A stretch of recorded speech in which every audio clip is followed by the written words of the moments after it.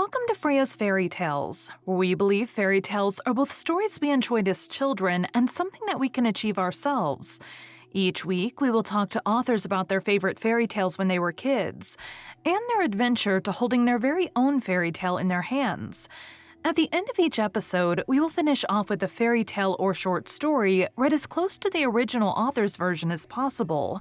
I am your host, Freya Victoria. I'm an audiobook narrator that loves reading fairy tales, novels, and bringing stories to life through narration. I'm also fascinated by talking to authors and learning about their why and how for creating their stories. We've included all of the links for today's author and our show in the show notes. Today is part 2 of 2, where we are talking to Pridgen about her novels. After today, you will have heard about being encouraged to write children's books, taking advantage of the time you are given, even if it's unconventional, talking about your books wherever you are, taking advantage of the opportunities that come to you and knowing your strengths, and getting people to help you with things you're not the best with. Morag and the land of Tir na Nog. Deep in the forest, there's a very secret place that mortals have heard of, but only a rare few have ever ventured into. It is called Tir na Nog, which means Land of Youth. It is a beautiful place where magic lives and happiness and health are abundant. It is said that if you listen very carefully, you can hear singing, dancing, music, and laughter. I remember about being awkward in bookstores. I go into, I think it was my daughter's birthday, and we always go to Build-A-Bear for her birthday, which is at the mall. So we go to Build-A-Bear at the mall, and then we have to walk through Barnes & Noble to get to the Build-A-Bear. So we usually, every year on her birthday, I buy books in Barnes & Noble. So I'm like there, and that was like after, and maybe this wasn't her birthday, because it was like after the time I had started thinking about the series I'm currently researching. And so I go into this Barnes & Noble, and I could not find the mythology section. I couldn't find it. So finally, I have to do the most awkward thing and go ask an employee where their mythology books are. And so I go and I do this. And she was so sweet. She was so sweet. She was like, what are you looking for? What are you wanting? And awkward me, I don't want to be like, oh, I'm an aspiring writer that wants to write on mythology. No, I'm like, I'm a podcaster and I need it for research because that's less awkward. I don't know. She was so sweet, though. She sat down with me and she would show me these books, and a lot of them I wanted legitimate. I mean, they're all, stories or whatever, but I wanted more legitimate original sources. And she's handing me a lot of we've changed this story 50,000 times books. And I'm like, no, this doesn't work. She was so patient, though, and so nice. And we leave there and I tell my husband, I'm like, I don't know why I wasn't I'm trying to write a book about mythology. Instead, I'm like, I'm a podcaster. Oh my goodness. How long have you been doing the podcasts, Freya? I started the first one in October of last year. So I started narrating in September. And let me take a drink. Sure. I started narrating in September, and I could only land nonfiction books. For the first month, that's all I would get. And I'm like, man, no shade to nonfiction books, but they're not very fun to read. Right. The dream was to narrate fiction. So I'm like, well, clearly these fiction auditions I'm doing, I just must not be very good. So what's a way I could practice these fiction narrations? So I'm like, let's just start a podcast. There's a bunch of people that said, you could, a lot of the training people will tell you to essentially produce an entire public domain book, just record it, practice it, edit it, whatever for practice. And I'm like, well, shoot, if I'm going through that effort, I want someone else to hear it. So podcast. So I'm like, all right. So in beginning of October, I start a podcast. Admittedly, the editing was awful. Acting wasn't really there either, but I kept going. And so I actually stopped auditioning for fiction audiobooks altogether. I just we're just going to focus on the podcast and the nonfiction that I keep. Obviously, I'm doing a good job because people keep hiring me. Right. And then beginning of the year of this year rolls around. And I'm like, all right. We went on vacation for Christmas. We were gone for a week. We come back. We're back like a week, and then we get COVID. And then by like my voice starts to come back towards the end of January, and I'm like, we're gonna start auditioning for fiction again because I don't want to do nonfiction, but Right. if those are gonna hire me and pay me, I'll keep Why not? auditioning. Yeah. Yes. So then I'm like, all right, so we're gonna focus on like we really want to land fiction. We've been doing this podcast for 4 months or 2 months. October, November, December, 3 months now, almost four by the end of January. And I'm like, all right, we're gonna try this. And then at the end of January or beginning of February, somewhere in there, I get my first contract on a fiction book. And I'm like, yes. Oh, And of course, I keep going on this podcast. At this time, my daily podcast has 20 to 40 people a day listening to it. So I'm wow. like, this is crazy. And so I just keep going with that Yes. podcast. And now Yes. I am like fully booked on fiction stuff, which I That is love. Haven't auditioned fantastic. for a nonfiction in months.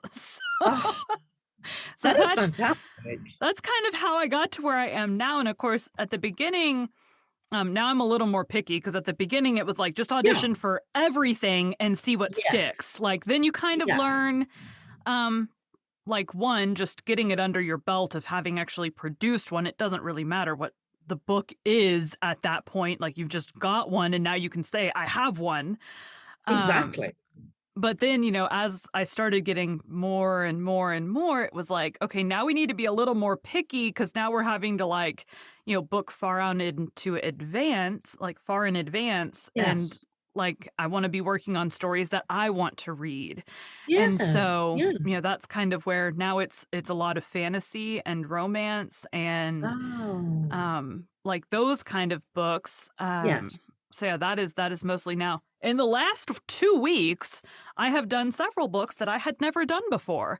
I had a detective book that I narrated. Ah. And she was schizophrenic on top of Oh. all of that. So I had to do these creepy the author was schizophrenic.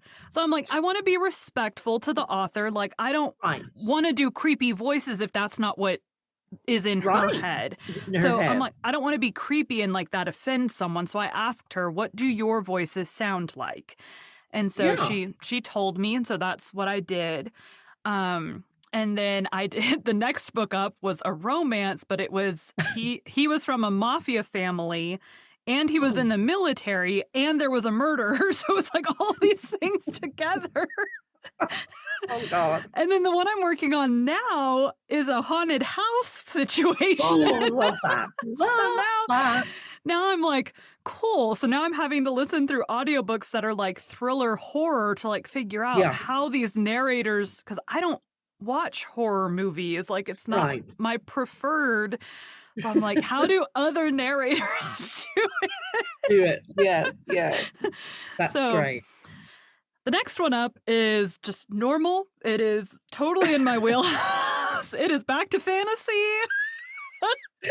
It is clean, so I won't get banned from TikTok. And from TikTok. Oh my God. Now I'm like, as I read, so I got banned. I knew at some point I was going to get because I had Yeah. other narrator friends that had been banned for violence in their case.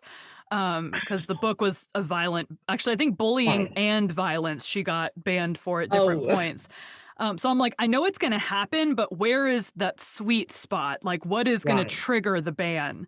Yes. Now I know. So now as I read through, I'm like flagging, like, these chapters are safe. These ones are not. You got to do those on Discord. So Oh that's, goodness. and of That's course, hilarious. Discord is, I don't know if you know how that works, but you have to be invited to someone's Discord. And so if like the first couple days I did it on Discord, like I talked about it, like I'm going live on Discord on TikTok, but then like no one showed up. So I'm Yeah. Yeah. talking to myself basically. So I'm like, well, whatever. Or like TikTok, you get all kinds of people that show up to those. Yes. So it is interesting, the Yes. things that you have to learn, and I'm like, I don't technically, I'm, like, in the millennial generation, but I feel like keeping up with social media was not my gift. So, I'm just like, "I'm trying, man, I'm trying." That's funny. Oh, goodness.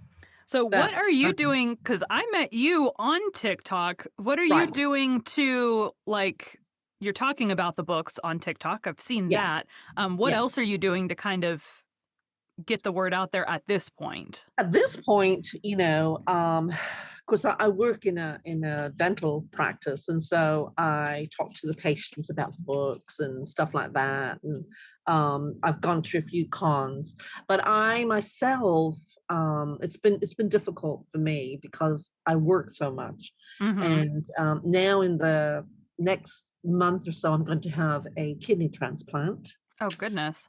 Yeah. And so I'll be out of sorts for about 3 months after that. But once I'm through, I thought, you know what? I've got to start hitting the pavement. I've got to start getting out there because I really believe in my books. And I Mhm. really believe that, they are good books. They're great children books. Um, so I myself have to kind of get out there. This is so new to me, Freya. I just, it's like how do people get their books on the list or the Goodreads, or how do you so for me, I'm going to have to do a lot more research. I've kind Mhm. of left it up to the publishers in a sense to get the word out there, but um that's been okay. I have done most of the advertising myself because Mhm. I send my friends in notes in Ireland and say, okay, the book's coming out and so and so. So I pretty much have done all of that aspect. I just feel like I'm not, there's something that I'm just maybe not doing enough of Mhm. to get the book out there. Because I would love eventually, of course, it's everybody's dream, but eventually I'd love to go national with my books. I would love to go national with them, Mhm. but that's everybody's dream. Right. Um, you know, and Be so big and famous and have movies or TV made about your books. that's the books. Yeah, who doesn't want that? That's a fantasy by itself. Yeah. So I just need to get out there, I think, and maybe do a little bit more research on how to promote the books, how to get them out there. I feel like there's gotta be groups on Facebook specific to children's authors, Yeah.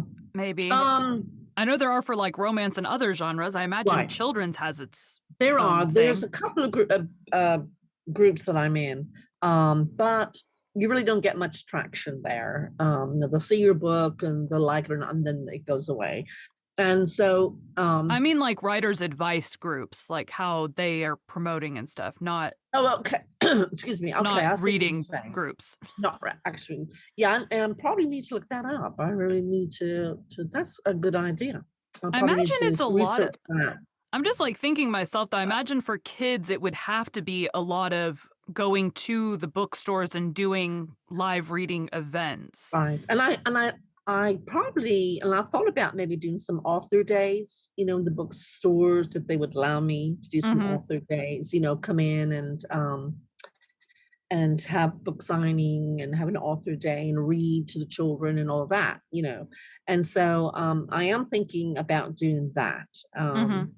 I'm in a small little community right now, so that's kind of hard. But I'm thinking I'm just going to have to reach out and go a little further than where I am right now. Right. Just Reach out a every little. bookstore within an hour of where I'm located, like, Yeah, something like that. I mean, I know I talked to one author who's in England, and she was like, her dream is to be able to come over here and do a book tour in the US. I'm right. like, "Well, that'd be cool," but, like, right now she does events and stuff. She actually goes to, like, farmers markets and stuff around where she is and sets up a booth for her book. Um, Oh, very good. Yeah, so, even things like that. yeah. I don't Mm-hmm. know. Well, I'm in Texas. The farmers markets here, I don't know that I see things like that, but I know, like, my mother-in-law who's in Missouri does, like, events for she does stained glass, and so she'll do, like, craft Oh, fairs and stuff. yes, yes, Um, yes. Yeah, but around here where I'm at, there's not much of that. Um, But, I might consider maybe going for traveling a little further out, Mhm. just to get the word out about the books, and that's what it's all about. It's just getting and sometimes it's just word of mouth, and Mhm. sometimes it's showing up to events. Sometimes, like I said, we did the cons, stuff like that. Um, but with the cons, it's more for, more fantasy, not really a children's Yeah. it's more for fantasy of mid to teenage on up. But for Mhm. children, cons aren't really the place for children's books because you can see, they're just more geared to young fantasy and all of that. So, Yeah. Yeah, that would be more like Scholastic Book Fair and, like, those yeah, kind of things, which exactly. I think I have no idea. I imagine that you'd have to be a Scholastic author to be at the Scholastic Book Right, Fair. I don't know how no idea how you get in with those guys, right, but right, right. that's like, "How do I get signed with a Big 5 publisher?" Eh. Oh, yes, yes. That would be, that'd be fabulous. That would be fabulous. But, Yeah. that's just dreams that you have, and, hopefully someday somebody might take notice of your book and say, Mhm. "Oh, wait a minute, that's a nice book for children," so it just depends on who's out there, who sees it, it's just kinda look at the draw, really. Right. Well, and Mhm. it's a lot of you need to advertise to the parents of kids, not Yes, because yes. like, I know when I started narrating, I'm, like, Googling what social media platform are the most authors on because who do I need to be communicating with? The Right, authors that are going to right, hire me. And exactly. also as, like, someone who's kind of written for my entire life, I'd write, a couple pages or a chapter Yeah. and then give up on that idea or not be able to make it into a full book.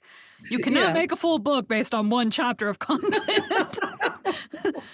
But, like, the thing that I found was, like, Twitter, but there's not really a Mm-mm. kids No. Twitter. All of them are you have to be over 13, I think, Yeah. for most social not that under 13 don't get on there, Oh, yeah. but YouTube Yes. maybe? Kids scrolling through YouTube? YouTube. There's plenty of them on YouTube. Yeah. It's just trying to find that, like you said, that sweet spot, trying that. So it's been a challenge, but it's been a great experience, Mhm. and it's rewarding, when somebody picks up your book and goes, "Oh, I loved your book." I mean, I've had ladies that were a lot older in their 70s say, "You know what? I really enjoyed your book. It was so cute. It was just perfect." And when somebody that age, liked your book, you're thinking, "Oh, wow. All right then," Well, hey, that's So, like, good grandma age range, buying it for their yes, grandkids. I guess for that's a their good group. grandkids. It is. It is. So it's just like you said, trying to find that sweet spot and trying to get the book out there. And of course, the more people that know about it, the better for Right. you, So, so what kind of advice do you have for because you're my first children's author that I've talked to, what kind of advice do you have for anyone thinking about writing a children's book?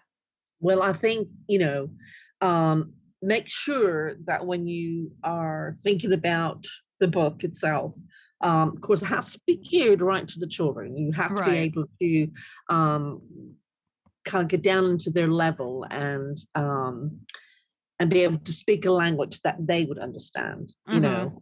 And then, find a really good publishing company that is out there for you, that's going to really help you get your book out there. Mhm. Illustrator is very important. Your illustrator is exceptionally important because you might be writing a story. Children are very visual. Mhm. They don't look at the writing, they look at the actual illustrations, Mhm. and that's what captures them in that book. Right. So whoever you get to illustrate your book, they have to be in tune with you, the author, Mhm. because you're telling a story and you want your vision in that book, not their vision, but your vision. Right. Because someone can draw all day long, but if they're drawing something that does not connect you with your book, then it's just a waste of time. Right. You have to find somebody that listens to you, that pays attention to detail. That's very Mhm. important, the detail, and then can bring your story to life. So even if you, and I would maybe audition a few illustrators Mhm. and see which ones are more suited to you and your type of illustration that you want. Right. So it's the same as like when you're picking an audiobook narrator, you want Exactly. the person that is best for the job. Exactly. Exactly. So that's very important. Yeah. Okay. And then now I imagine you could also do because like I've had well, my husband drew my initial podcast logo for the fiction one. Yeah. I drew a very terrible stick figure drawing that he understood what I wanted based off of that.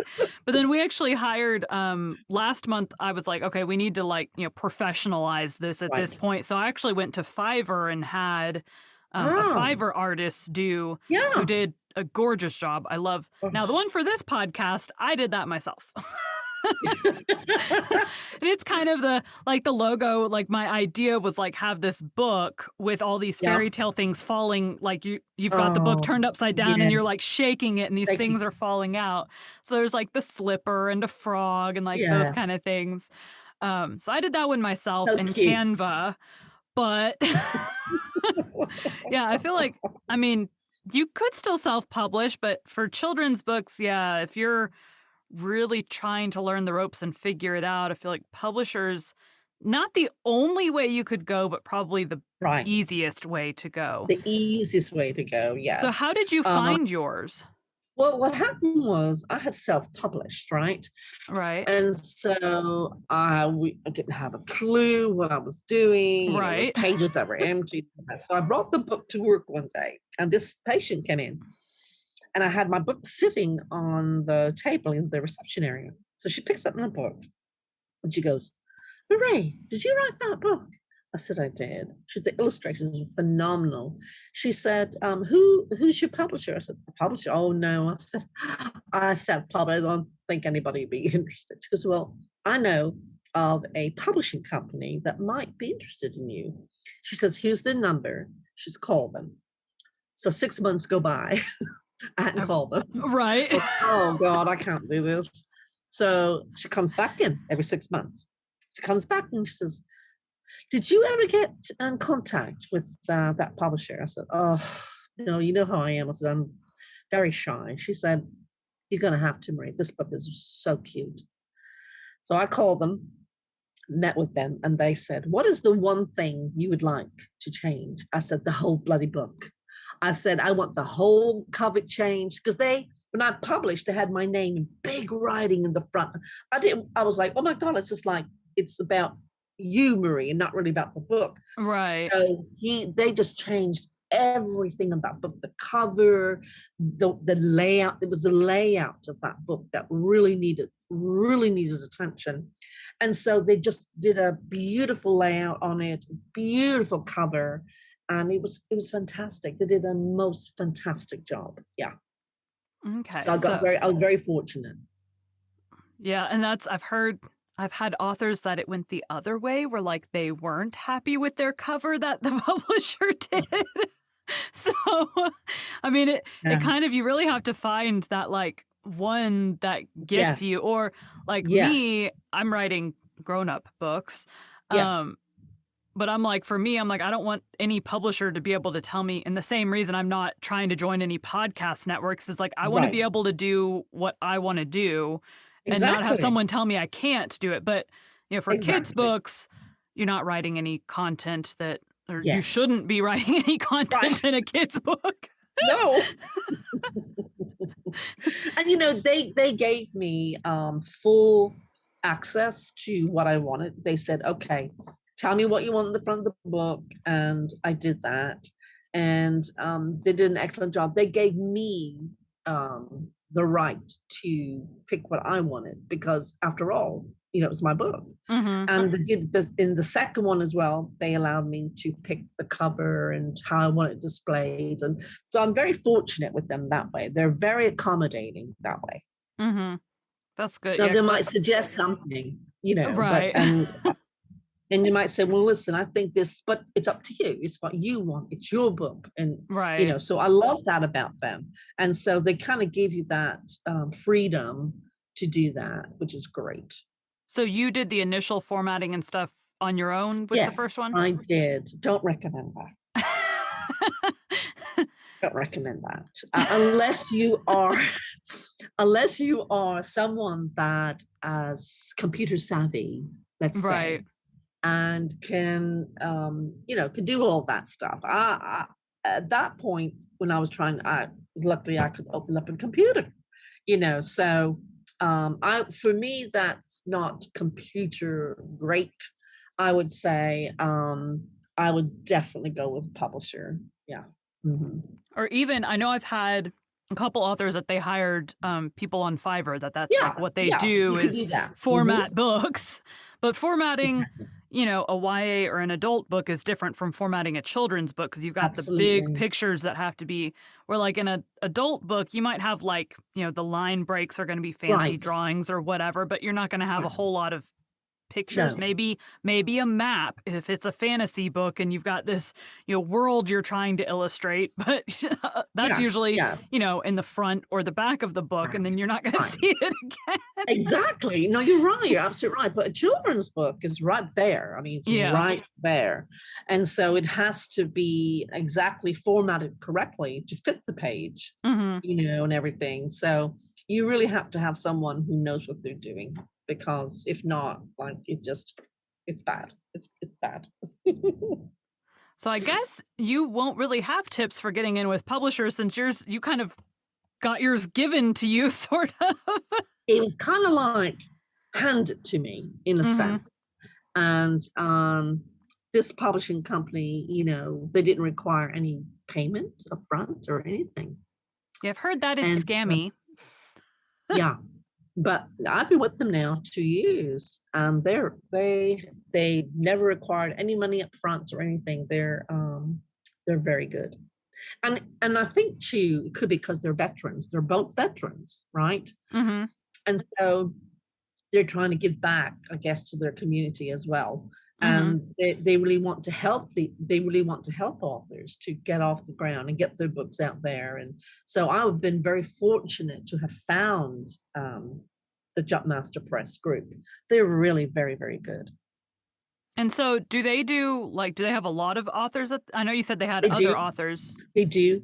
They have several authors. They're all into the fantasy world, and they've signed several people as well. So they're a very good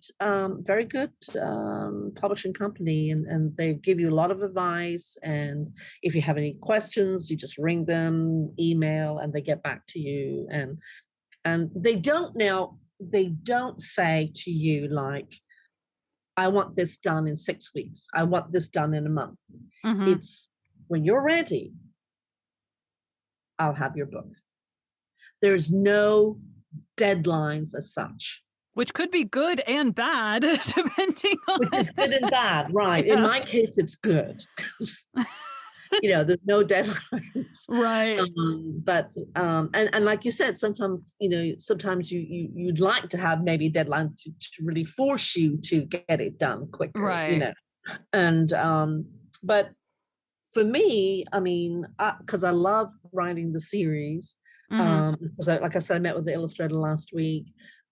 It's a love for me. I love it. I Mhm. love being able to write and not have that pressure behind me, and yet still have you know um, still have the book out by the end of the year. So I Mhm. know for me, I set my own goals. For me, I set my own deadline. Right. So, and I know I want it done at this and how I want it done. So for me, I'll have the third book done probably at the end of November of this year. Okay.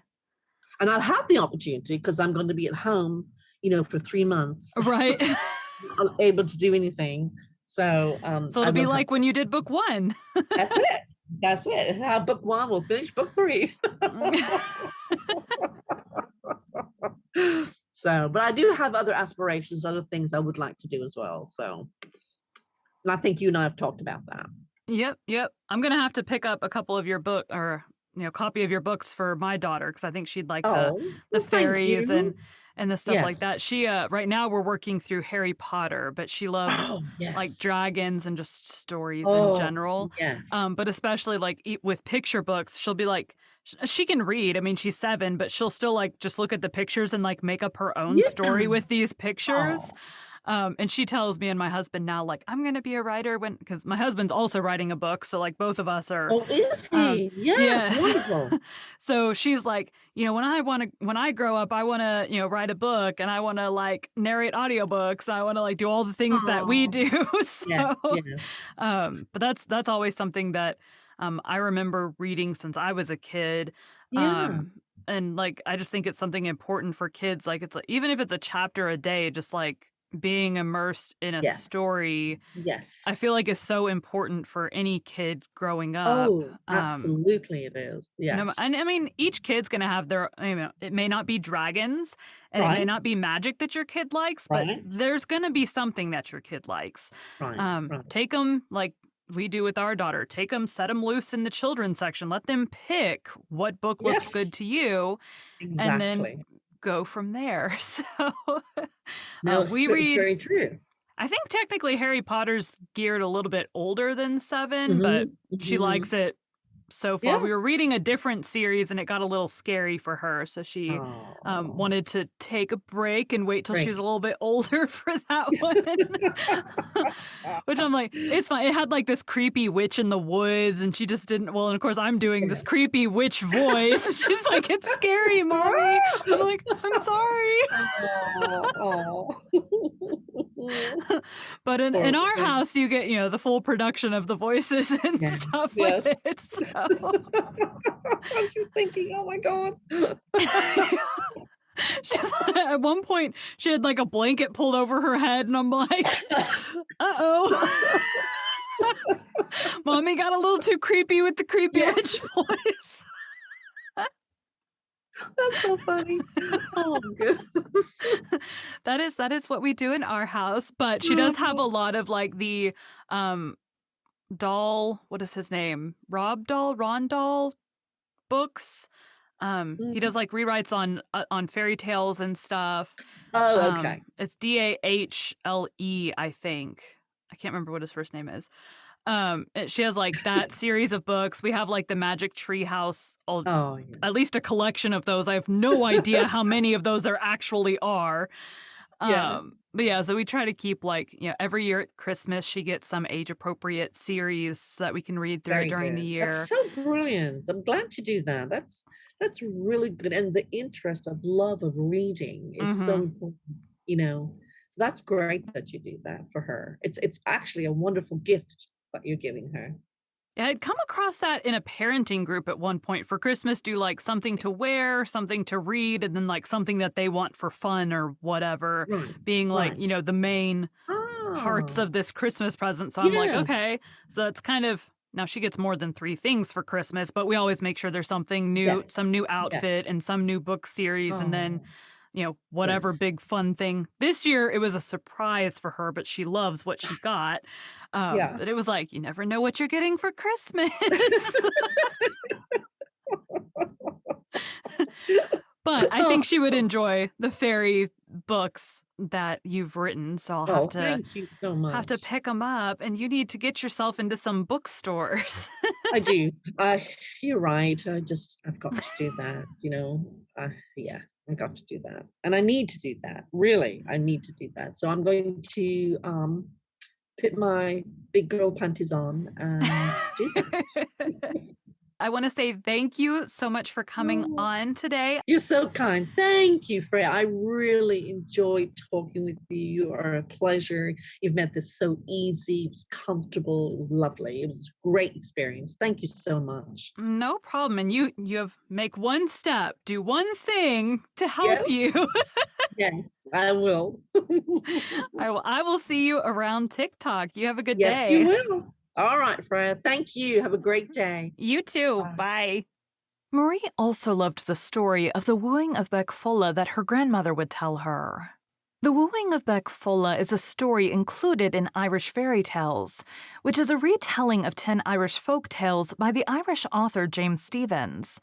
The English illustrator Arthur Rackham provided interior artwork, including numerous black and white illustrations and 16 color plates. The stories are set in a wooded medieval Ireland filled with larger-than-life hunters, warriors, kings, and fairies. Many stories concern the Fianna and their captain, Fionn mac Iall, from the Fenian cycle of Irish mythology. The book was first published by Macmillan and Company in 1920 and is one of Stephens's better-known works. Don't forget, we're reading Le Morte d'Arthur, the story of King Arthur and of his noble knights of the Round Table on our Patreon. You can find the link in the show notes. The Wooing of Becfola. Chapter 1. We do not know where Becfola came from, nor do we know for certain where she went to. We do not even know her real name, for the name Becfola, dowerless or small dowered, was given to her as a nickname. This only is certain, that she disappeared from the world we know of, and that she went to a realm where even conjecture may not follow her. It happened in the days when Dermod, son of the famous Eye of Slane, was monarch of all Ireland. He was unmarried, but he had many foster sons, princes from the 4 provinces who were sent by their fathers as tokens of loyalty and affection to the Ard Rí, and his duties as a foster father were righteously acquitted. Among the young princes of his household there was one, Crimthan, son of Ai, king of Leinster, whom the High King preferred to the others over whom he held fatherly sway. Nor was this wonderful, for the lad loved him also, and was as eager and intelligent and modest as becomes a prince. The High King and Crimthan would often set out from Tara to hunt and hawk, sometimes unaccompanied even by a servant, and on these excursions the king imparted to his foster son his own wide knowledge of forestcraft, and advised him generally as to the bearing and duties of a prince, the conduct of a court, and the care of a people. Dermot Mac Eye delighted in these solitary adventures, and when he could steal a day from policy and affairs, he would send word privily to Crimthan. The boy, having donned his hunting gear, would join the king at a place arranged between them, and then they ranged abroad as chance might direct. On one of these adventures, as they searched a flooded river to find the ford, they saw a solitary woman in a chariot driving from the west. "I wonder what that means," the king exclaimed thoughtfully. "Why should you wonder at a woman in a chariot?" his companion inquired, for Crimthan loved and would have knowledge. "Good, my treasure," Dermot answered. "Our minds are astonished when we see a woman able to drive a cow to pasture, for it has always seemed to us that they do not drive well." Crimthan absorbed instruction like a sponge and digested it as rapidly. "I think that is justly said," he agreed. "But," Dermot continued, "when we see a woman driving a chariot of 2 horses, then we are amazed indeed. When the machinery of anything is explained to us, we grow interested as Crimthan became, by instruction as astonished as the king was. In good truth," said he, "the woman is driving 2 horses. Had you not observed it before?" his master asked with kindly malice. "I had observed, but not noticed," the young man admitted. "Further," said the king, "surmise is aroused in us when we discover a woman far from a house, for you will have both observed and noticed that women are home dwellers, and that a house without a woman or a woman without a house are imperfect objects, and although they be but half observed, they are noticed on the double." "There's no doubting it," the prince answered from a knitted and thought-tormented brow. "We shall ask this woman for information about herself," said the king decidedly. "Let us do so," his ward agreed. "The King's Majesty uses words we and us when referring to the King's Majesty," said Dermot, "but princes who do not yet rule territories must use another form of speech when referring to themselves." "I'm very thoughtless," said Crimthan humbly. The king kissed him on both cheeks. "Indeed, my dear heart and my son, we are not scolding you, but you must try not to look so terribly thoughtful when you think. It is part of the art of a ruler." I shall never master that hard art, lamented his fosterling. We must all master it, Dermot replied. We may think with our minds and with our tongues, but we should never think with our noses and with our eyebrows. The woman in the chariot had drawn nigh to the ford by which they were standing, and without pause she swung her steeds into the shallows and came across the river in a tumult of foam and spray.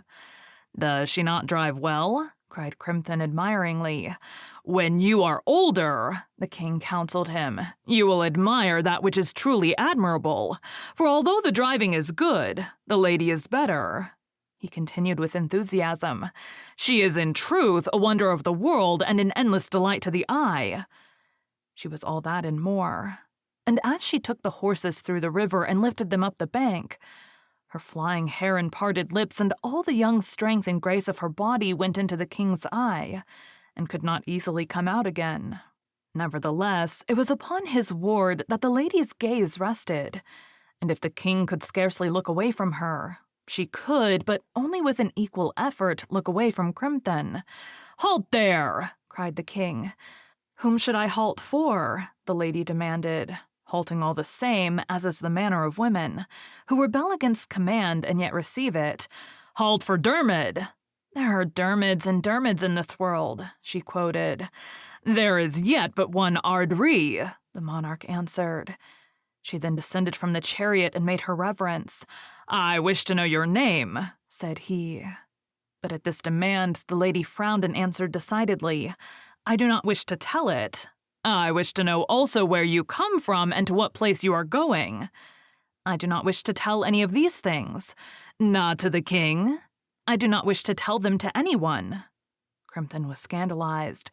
"Lady," he pleaded, "you will surely not withhold information from the Ardri." But the lady stared as royally on the High King as the High King did on her, and whatever it was he saw in those lovely eyes, the king did not insist. He drew Crimson apart, for he withheld no instruction from that lad. "My heart," he said, "we must always try to act wisely, and we should only insist on receiving answers to questions in which we are personally concerned." Crimson imbibed all the justice of that remark. "Thus, I do not really require to know this lady's name, nor do I care from what direction she comes." "You do not?" Crimson asked. "No, but what I do wish to know is, will she marry me?"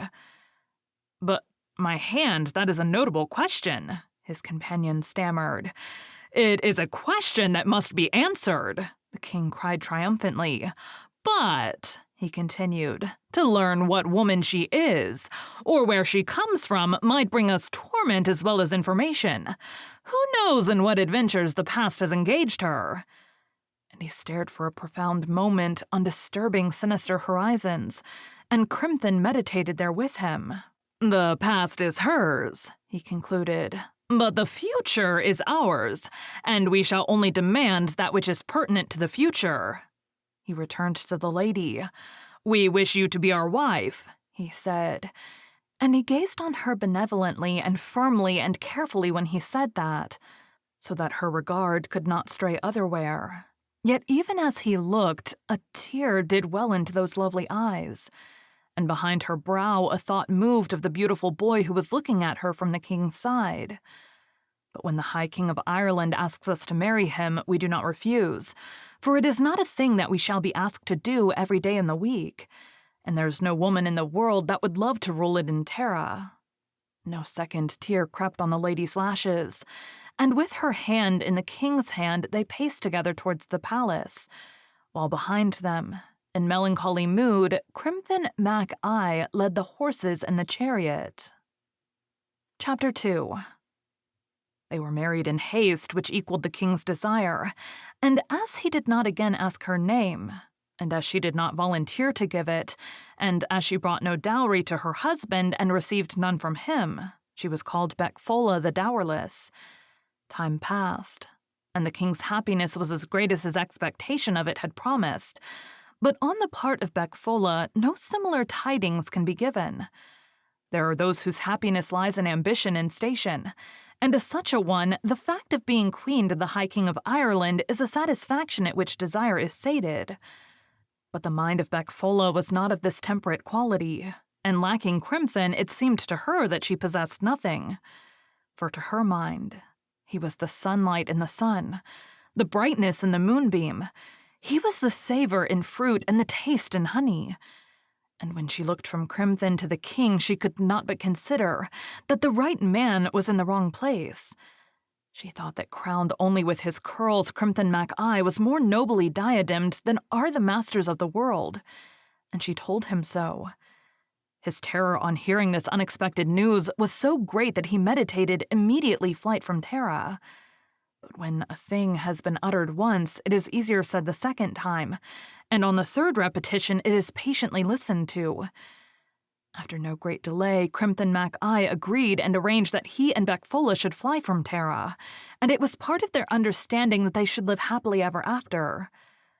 One morning, when not even a bird was astir, the king felt that his dear companion was rising. He looked with one eye at the light that stole grayly through the window, and recognized that it could not in justice be called light. "There is not even a bird up," he murmured. And then to Becfola, "What is the early rising for, dear heart?" "An engagement I have," she replied. "This is not a time for engagements," said the calm monarch. "Let it be so," she replied, and she dressed rapidly. "And what is the engagement?" he pursued. "Raiment that I left at a certain place and must have.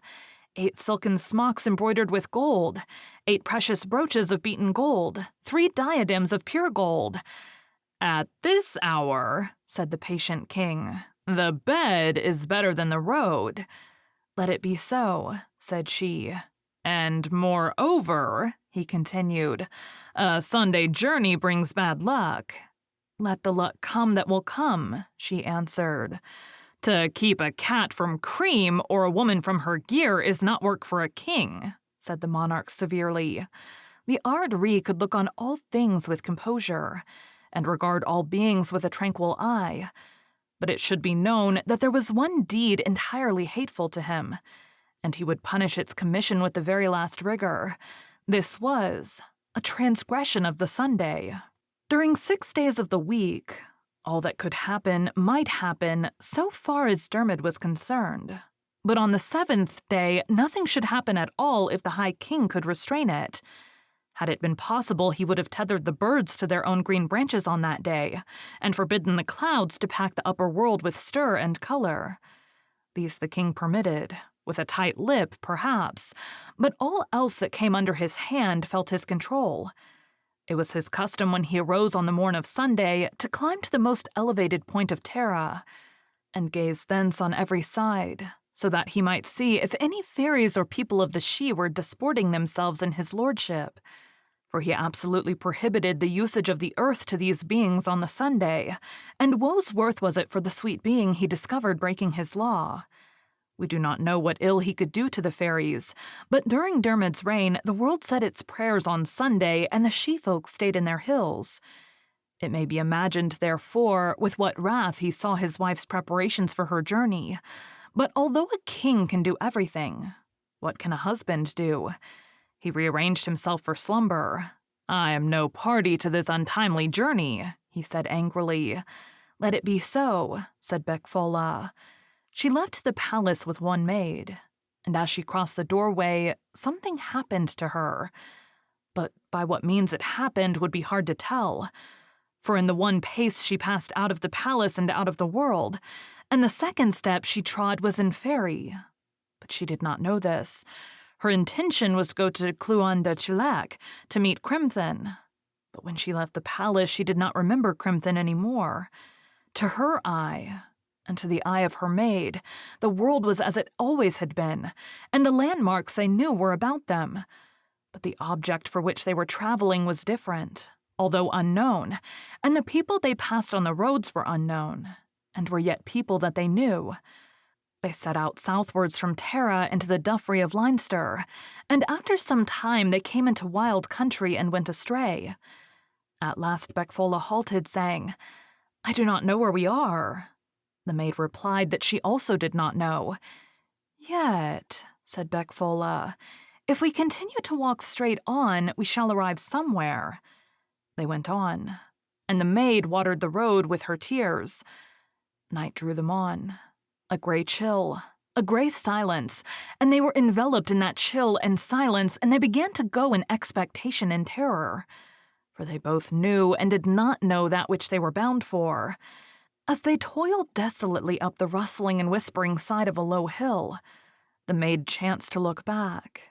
And when she looked back, she screamed and pointed, and clung to Becfola's arm. Becfola followed this pointing finger and saw below a large mass that moved jerkily forward. "Wolves!" cried the maid. She looked with angry woe at the straining and snarling horde below. "Run to the trees yonder," her mistress ordered. "We will climb them and sit among the branches." They ran then, the maid moaning and lamenting all the while. "I cannot climb a tree," she sobbed. "I shall be eaten by the wolves." And that was true. But her mistress climbed a tree and drew by a hand's breadth from the rap and snap and slaver of those steel jaws. Then, sitting on a branch, she looked with angry woe at the straining and snarling horde below, seeing many a white fang in those grinning jowls, and the smoldering red blink of those leaping and prowling eyes. Chapter 3. But after some time, the moon arose and the wolves went away. For their leader, a sagacious and crafty chief, declared that as long as they remained where they were, the lady would remain where she was. And so, with a hearty curse on trees, the troop departed. Becfola had pains in her legs from the way she had wrapped them about the branch, but there was no part of her that did not ache. For a lady does not sit with any ease upon a tree. For some time she did not care to come down from the branch. "Those wolves may return," she said, "for their chief is crafty and sagacious, and it is certain from the look I caught in his eye as he departed that he would rather taste of me than any other woman he has met." She looked carefully in every direction to see if she might discover them in hiding. She looked closely and lingeringly at the shadows under the distant trees, to see if these shadows moved, and she listened on every wind to try if she could distinguish a yap or a yawn or a sneeze. But she saw or heard nothing, and little by little tranquility crept into her mind, and she began to consider that a danger which is past is a danger that may be neglected. Yet ere she descended, she looked again on the world of jet and silver that dozed about her, and she spied a red glimmer among distant trees. "There's no danger where there is light," she said, and she thereupon came from the tree and ran in the direction that she had noted. In a spot between three great oaks, she came upon a man who was roasting a wild boar over a fire. She saluted this youth and sat beside him, but after the first glance and greeting, he did not look at her again, nor did he speak. When the boar was cooked, he ate of it, and she had her share. Then he arose from the fire and walked away among the trees. Becfola followed, feeling ruefully that something new to her experience had arrived. For, she thought, it is usual that young men should not speak to me now that I am the mate of a king, but it is very unusual that young men should not look at me. But if the young man did not look at her, she looked well at him, and what she saw pleased her so much that she had no time for further cogitation. For if Crimthen had been beautiful, this youth was 10 times more beautiful. The curls on Crimthen's head had been indeed as a benediction to the queen's eye, so that she had eaten the better and slept the sounder for seeing him. But the sight of this youth left her without the desire to eat, and as for sleep, she dreaded it. For if she closed an eye, she would be robbed of the one delight in time, which was to look at this young man, and not to cease looking at him while her eye could peer or her head could remain upright. They came to an inlet of the sea, all sweet and calm under the round silver-flooding moon, and the young man, with Becfola treading on his heel, stepped into a boat and rowed to a high-jutting pleasant island. There they went inland towards a vast palace, in which there was no person but themselves alone, and there the young man went to sleep, while Becfola sat staring at him until the unavoidable peace pressed down her eyelids, and she too slumbered. She was wakened in the morning by a great shout. "Come, Flan! Come out, my heart!" The young man leapt from his couch, girded on his harness, and strode out. 3 young men met him, each in battle harness, and these 4 advanced to meet 4 other men who awaited them at a little distance on the lawn. When these 2 sets of 4 fought together for every warlike courtesy, but with every warlike severity, and at the end of that combat there was but 1 man standing, and the other 7 lay tossed in death. Becfola spoke to the youth. "Your combat has indeed been gallant," she said. "Alas," he replied, "if it has been a gallant deed, it has not been a good one, for my 3 brothers are dead and my 4 nephews are dead." "Oh, me!"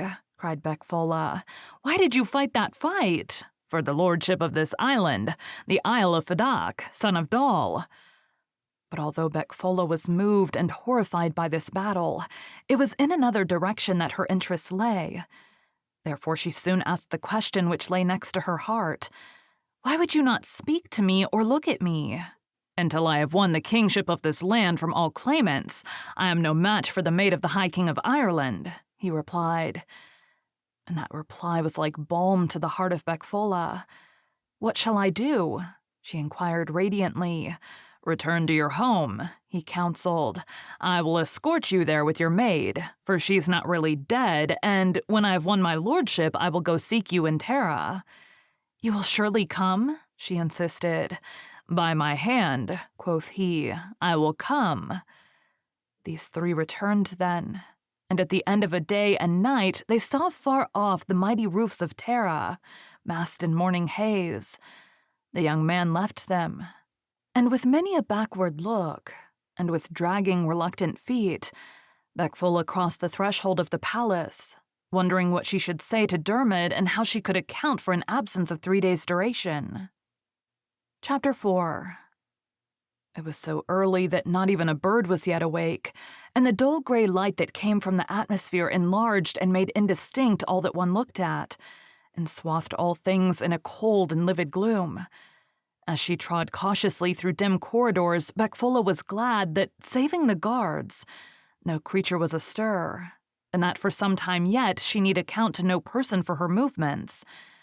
She was glad also of a respite which would enable her to settle into her home, and draw about her the composure which women feel when they are surrounded by the walls of their houses, and can see about them the possessions which, by the fact of ownership, have become almost a part of their personality. Sundered from her belongings, no woman is tranquil. Her heart is not truly at ease. However, her mind may function, so that under the broad sky or in the house of another she is not the competent, precise individual which she becomes when she sees again her household in order, and her domestic requirements at her hand. Becfola pushed the door of the king's sleeping chamber and entered noiselessly. Then she sat quietly in a seat gazing on the recumbent monarch, and prepared to consider how she should advance to him when he awakened, and with what information she might stay his inquiries or reproaches. "I will reproach him," she thought. "I will call him a bad husband and astonish him, and he will forget everything but his own alarm and indignation." But at that moment the king lifted his head from the pillow and looked kindly at her. Her heart gave a great throb, and she prepared to speak at once and in great volume before he could formulate any question. But the king spoke first, and what he said so astonished her that the explanation and reproach with which her tongue was thrilling fled from it at a stroke, and she could only sit staring and bewildered and tongue-tied. "Well, my dear heart," said the king, "have you decided not to keep that engagement?" I, Becfola stammered. "It is truly not an hour for engagements," Dermot insisted, "for not a bird of the birds has left his tree, and," he continued maliciously, "the light is such that you could not see an engagement even if you met one." Becfola gasped. A Sunday journey," he went on, "is a notoriously bad journey. No good can come from it. You can get your smocks and diadems tomorrow, but at this hour a wise person leaves engagements to the bats and the staring owls, and the round-eyed creatures that prowl and sniff in the dark. Come back to the warm bed, sweet woman, and set out on your journey in the morning." Such a load of apprehension was lifted from Becfola's heart that she instantly did as she had been commanded. And such a bewilderment had yet possession of her faculties that she could not think or utter a word on any subject. Yet the thought did come into her head as she stretched in the warm gloom that Crimthan, the son of Ai, must now be attending her at Clúin de Chalac, and she thought of that young man as something wonderful and very ridiculous, and the fact that he was waiting for her troubled her no more than if a sheep had been waiting for her or a roadside bush. She fell asleep. Chapter 5. In the morning, as they sat at breakfast, 4 clerics were announced, and when they entered, the king looked on them with stern disapproval. "What is the meaning of this journey on Sunday?" he demanded. A lank-jawed, thin-browed brother with uneasy intertwining fingers and a deep-set venomous eye was the spokesman of those 4. "Indeed," he said, and the fingers of his right hand strangled and did to death the fingers of his left hand. "Indeed, we have transgressed by order." "Explain that." "We have been sent to you hurriedly by our master, Melasius of Devenish." "A pious, a saintly man," the king interrupted, "and one who does not countenance transgressions of the Sunday." "We were ordered to tell you as follows," said the grim cleric, and he buried his fingers of his right hand in his left fist, so that one could not hope to see them resurrected again. "It was the duty of one of the brothers of Devenish," he continued, "to turn out the cattle this morning before the dawn of day, and that brother, while in his duty, saw 8 comely young men who fought together." "On the morning of Sunday!" Dermot exploded. The cleric nodded with savage emphasis. "On the morning of this self-same and instant sacred day." "Tell on," said the king wrathfully. The terror gripped with sudden fingers at Becfola's heart. "Do not tell horrid stories on the Sunday," she pleaded. "No good can come to anyone from such a tale." "Nay, this must be told, sweet lady," said the king. But the cleric stared at her glumly, forbiddingly, and resumed his story at a gesture. "Of these 8 men, 7 were killed." "They are in hell," the king said gloomily. "In hell they are," the cleric replied with enthusiasm. "And the one that was not killed?" "He is alive," that cleric responded. "He would be," the monarch assented. "Tell your tale." "Melasius had those 7 miscreants buried, and he took from their unhallowed necks, and from their lewd arms, and from their unblessed weapons, the load of 2 men in gold and silver treasure." "2 men's load," said Dermot thoughtfully. "That much," said the lean cleric. "No more, no less. And he has sent us to find out what part of that hellish treasure belongs to the brothers of Devenish, and how much is the property of the king." Becfola again broke in, speaking graciously, regally, hastily. "Let those brothers have the entire of the treasure, for it is Sunday treasure, and as such it will bring no luck to anyone." The cleric again looked at her coldly, with a harsh-lidded, small-set, gray-eyed glare, and waited for the king's reply. Dermot pondered, shaking his head as to an argument on his left side, and then nodding it again as to an argument on his right. "It shall be done as the sweet queen advises. Let a reliquary be formed with cunning workmanship of that gold and silver, dated with my date and signed with my name, to be in memory of my grandmother who gave birth to a lamb, to a salmon, and then to my father the Ardri. And, as to the treasure that remains, over a pastoral staff may be beaten from it in honor of Melasius, the pious man." "The story is not ended," said that glum, spike-chinned cleric. The king moved with jovial impatience. "If you continue it," he said, "it will surely come to an end sometime. A stone on a stone makes a house, dear heart, and a word on a word tells a tale." The cleric wrapped himself into himself and became lean and menacing. He whispered, "Besides the young man named Flan who was not slain, there was another person present at the scene and the combat and the transgression of Sunday." "Who was that person?" said the alarmed monarch. The cleric spiked forward his chin, and then butted forward his brow. "It was the wife of the king," he shouted. "It was the woman called Becfola. It was that woman," he roared, and he extended a lean, inflexible, unending first finger at the queen. "Dog!" the king stammered, starting up. "If that be in truth a woman," the cleric screamed. "What do you mean?" the king demanded in wrath and terror. "Either she is a woman of this world to be punished, or she is a woman of the Sidhe to be banished.